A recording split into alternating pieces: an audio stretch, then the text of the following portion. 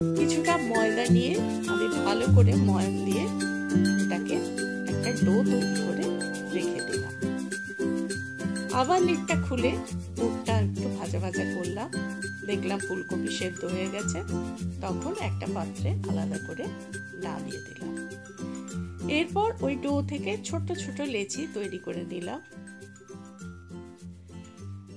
এইভাবে আমার কিন্তু 6টা লেচি হয়েছিল। 6টা লেচি থেকে এরকম ভাবে 12টা সিঙ্গাড়া আমি তৈরি করেছি। এইরকম লম্বা করে বেলে নিতে হবে ফার্স্টে, তারপর এরকম অর্ধেক ভাগটাকে নিয়ে একটু জল মাখিয়ে নিতে হবে এই জায়গাটা, তারপরে এরকম ভাবে সিঙ্গাড়ার খোলটার শেপ দিতে হবে।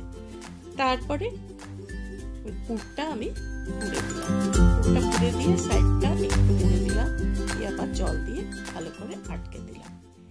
এইভাবে প্রত্যেকটা সিঙ্গাড়াই কিন্তু আমি করে নিয়েছিলাম।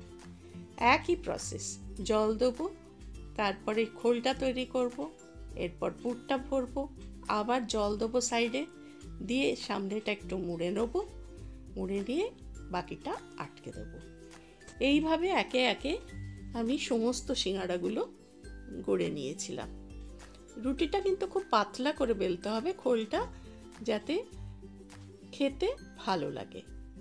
তো যাই হোক বন্ধুরা, এইভাবে সমস্ত সিঙ্গাড়া আমি গড়ে নিলাম, গড়ে নিয়ে একটা প্লেটে সাজিয়ে দিলাম।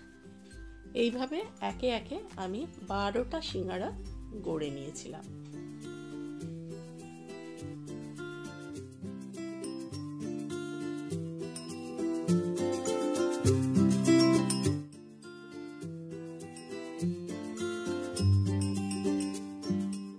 এইবার গ্যাস ওভেনে একটা কড়া বসিয়ে দিলাম, তার মধ্যে দিলাম প্রায় 500 ml রিফাইন্ড অয়েল।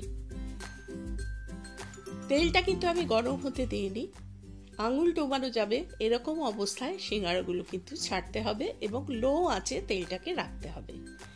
এরকমভাবে বারবার উল্টে পাল্টে 3-4 বার উল্টে পাল্টে সিঙ্গাড়াগুলোকে ভেজে নিতে হবে সেই লো আঁচে।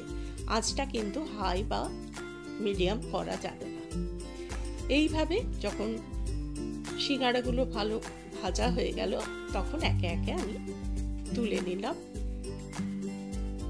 তুলে নিয়ে একটা টিস্যু পেপারের ওপর এইগুলো সাজিয়ে রাখলাম।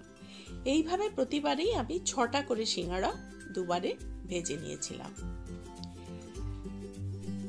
বন্ধুরা, যদি রেসিপিটি ভালো লেগে থাকে তাহলে ইউটিউব থেকে দেখলে আমার চ্যানেলটি সাবস্ক্রাইব করার অনুরোধ রইল।